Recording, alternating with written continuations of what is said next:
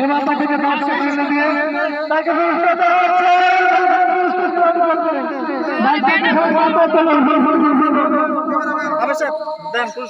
আমাদের সম্মানিত আমাদের ভাইকে পুরস্কার দিচ্ছে, ভাইকে পুরস্কার দিচ্ছে মসজিদের সম্মানিত ইমাম সাহেব হাসান ভাই।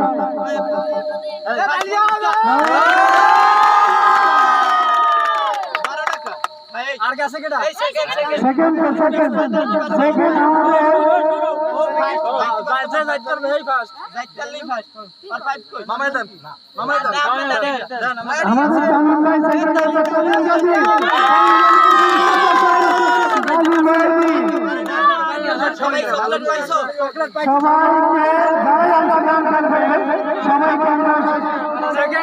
আমরা সবাইকে পুরস্কার দেবো, সবাইকে সাহায্য করতে হবে না।